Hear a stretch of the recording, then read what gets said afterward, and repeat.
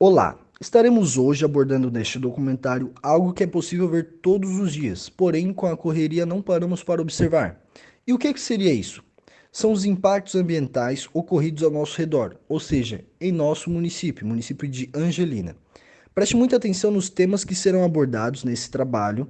Ele foi feito de forma consciente por uma pesquisa na internet de fontes confiáveis e de entrevistas a pessoas que observaram esses impactos ambientais de perto e deram os seus relatos para nós fazermos este documentário. Preste muita atenção.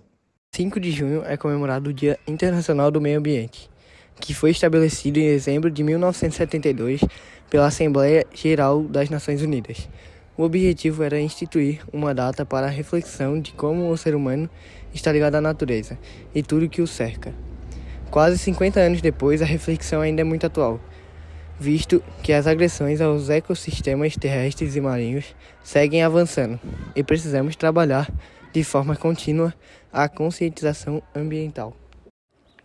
Tudo em nossas vidas tem ligação com a natureza, de forma direta ou indireta. Os alimentos que consumimos, o ar que respiramos, a água que bebemos e o clima que deixa nosso planeta habitável. Todos eles vêm e dependem da natureza. Somos intimamente conectados e dependentes deste equilíbrio que chamamos de meio ambiente. Por fim, é hora de pensarmos o que estamos fazendo para o nosso planeta e como entregaremos este mesmo local para futuras gerações. Mais do que nunca, precisamos nos conscientizar e repensar nossa relação com o meio ambiente. A história de Angelina ela começa em 1845, com a família Garcia, que fixou residência naquelas terras. Em 30 de novembro de 1859 foi fundada ali uma colônia conhecida pelo nome de Vila Mundeus. A instalação ocorreu em 1860, quando 8 famílias se estabeleceram no vale atual, perímetro urbano da cidade, recebendo lotes de terras com 200 metros de frente e 1.430 de fundos. O nosso grupo entrevistou também o avô de um dos seus integrantes, seu Landelino Irineu Rilençai, um agricultor aposentado de 78 anos. Poucas casas, mas antigamente eles abriram ali, fizeram a igreja e daí eles diziam que era muito caçador que andava lá na beira do rio, tinha muita mundel assim para pegar os bichos e daí tinha pouca gente lá morando ali. Eles abriram assim e daí foram fazendo as casas, uma outra casa e assim por diante. O primeiro diretor e agrimensor, Carlos Schlapau, que procedeu à demarcação daquelas terras, em lotes situados no triângulo formado pelo Rio Garcia, com o Ribeirão dos Mundeus, águas do Rio de Chucas e fundo da colônia de São Pedro de Alcântara. Em 1869, tendo 900 habitantes, funcionava uma escola com 20 alunos. Em 1872, ingressaram-se na colônia 12 famílias alemãs, que vieram de colônias vizinhas. Pelo Decreto Estadual de número 40, tornou-se um distrito de São José, recebeu a denominação de Angelina, em homenagem ao então presidente do Conselho de Ministros, Ângelo Muniz da Silva Ferraz. O distrito de Angelina era subordinado ao município de São José, assim permanecendo até a divisão territorial datada de 1960. Foi elevado à categoria de município pela Lei Estadual de número 781, desmembrando de São José, pela divisão territorial datada de 2001. O município é constituído por 3 distritos: Angelina, Barra Clara e Garcia. Os impactos ambientais são entendidos como conjunto de alterações ambientais resultantes de perturbações no ecossistema. Eles podem perturbar as condições normais de trabalho da natureza e causar danos irreversíveis. Como exemplo, a gente tem o assoreamento dos rios, a desertificação, o empobrecimento do solo, a poluição da água e a perda de espécies de plantas, como a caixeta, uma árvore da família dos ipês, e animais. Em questão de animais, o Brasil tem mais de 1.173 espécies em risco de extinção, fora as que já sumiram, que já foram extintas. Algumas espécies brasileiras que estão em risco de extinção são a onça-pintada, o macaco prego-galego, o pinguim africano, a ararajuba, a ariranha ou lontra do rio, a tartaruga-oliva ou o acari, o boto cor-de-rosa, não esse aí, esse aí, o tatu-bola, o tamanduá-bandeira e a saíra militar. Ufa, quanta coisa! E ainda assim, faltam outras 1.162 espécies que eu não vou falar, senão eu ficaria falando até amanhã. Ih, rapaz. Mas voltando ao assunto, os impactos ambientais causados pelas atividades humanas incluem o aumento da urbanização, a introdução da indústria, principalmente energia, petróleo e mineração, e a expansão maciça do turismo. A gente costuma pensar que a árvore produz oxigênio para nós respirarmos. A árvore com mais de 30 anos foi cortada. Não, mais de 30 não. Vamos lá, Bruno, mais uma 28 vez? dias. 28 anos. E que as fazendas produzem para nós comermos.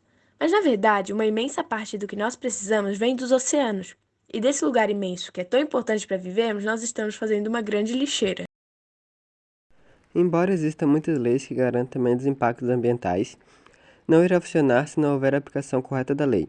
Muitas dessas leis criadas para diminuir muitos impactos têm brechas que atrapalham o bom funcionamento da lei.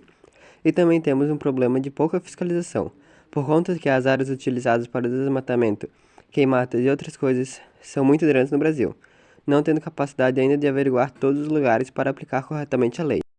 Para facilitar o trabalho dos responsáveis, seria bom conscientizar a população por meio de jornais, palestras e outros meios de comunicação, para assim, quando a pessoa presenciar algo fora da lei, saiba como agir e como avisar os responsáveis, como o IBAMA. Mas também temos, principalmente no Brasil, os agricultores, que têm que utilizar grandes áreas de terras para o trabalho. Esses agricultores muitas vezes utilizam desmatamento ou queimadas para conseguir espaço suficiente para o plantio, ou cuidados com o gado. O trabalho que mais tinha era agricultores, né? A agricultura. E eles eram instruídos a como plantar, não desmatar. Não, antigamente não tinha nada de instrução. Cada um fazia o que ele sabia. Mas então eles podiam desmatar, podiam queimar, que tipo assim não tinha preocupação com o IBAMA, com alguma coisa. Não, naquela época não era assim com o Ibama. Eles faziam roça e queimavam. Ninguém dava parte também. Eu acho que nem existia Ibama ainda naquela época. Essas pessoas precisam de uma assistência dos responsáveis para saber até onde podem fazer o que precisam para não devastar a vida natural. Com a aplicação correta da lei, teremos um maior aproveitamento da natureza, sem desgastar as matas naturais e dando tempo para as partes utilizadas se recuperar, para depois reutilizar novamente essa mesma área, de forma menos prejudicial para o ambiente, e uma forma básica de aplicar a lei é maiores punições para quem descumprir as leis. Isso tudo, juntamente com assistência para os agricultores, iria diminuir muito o desmatamento e as queimadas, fazendo assim as florestas muito devastadas conseguir se recuperar e os agricultores conseguir produzir mais. Vale lembrar da importância dos povos indígenas ou povos originários para que o ecossistema se mantenha em equilíbrio. Mas por que isso?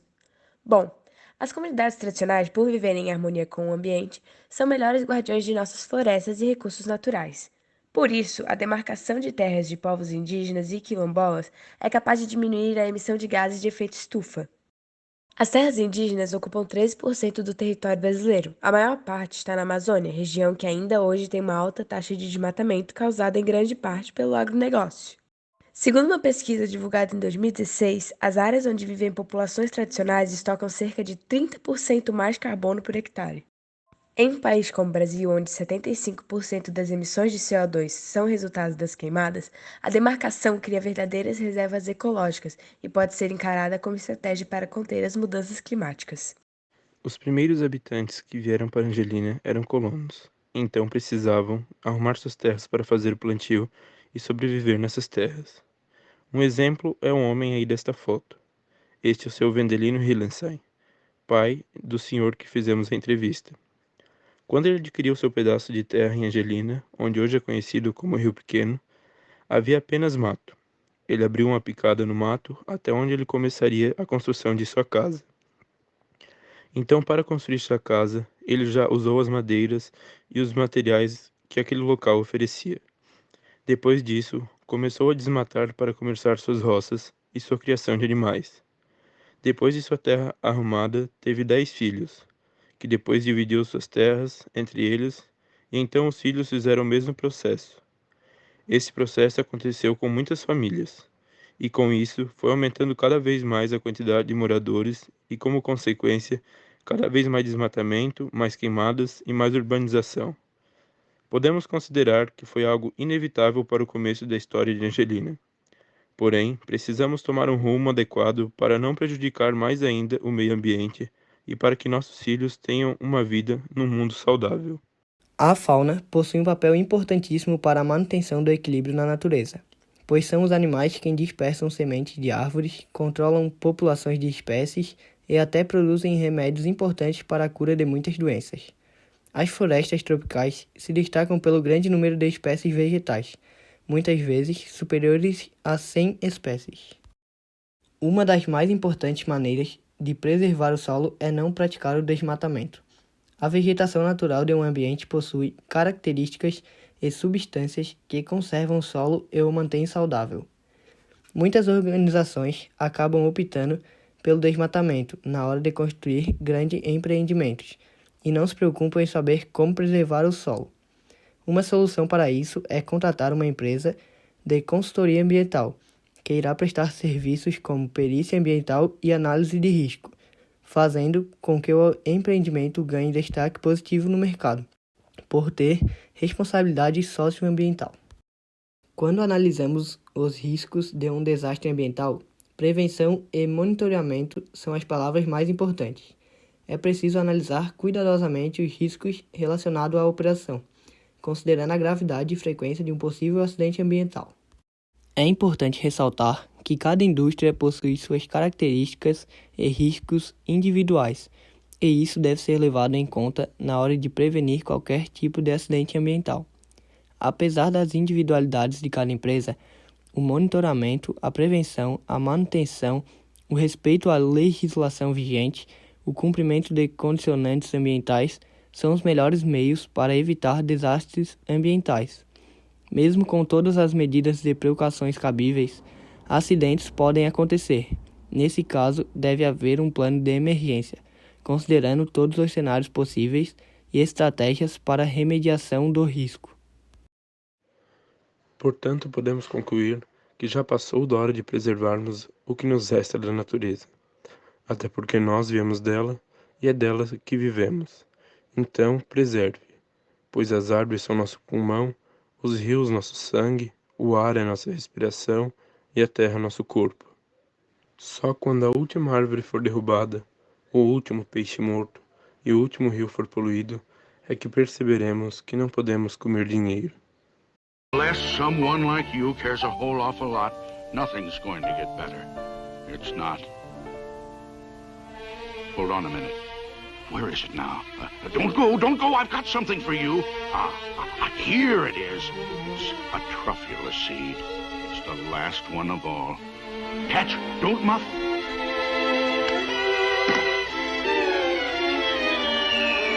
You're in charge of the last of the truffula seeds. And truffula trees are what everyone needs. Plant a new truffula. Treat it with care. Give it clean water. Feed it fresh air. Grow a forest. Protect it from axes that hack. Then the Lorax and all of his friends may come back.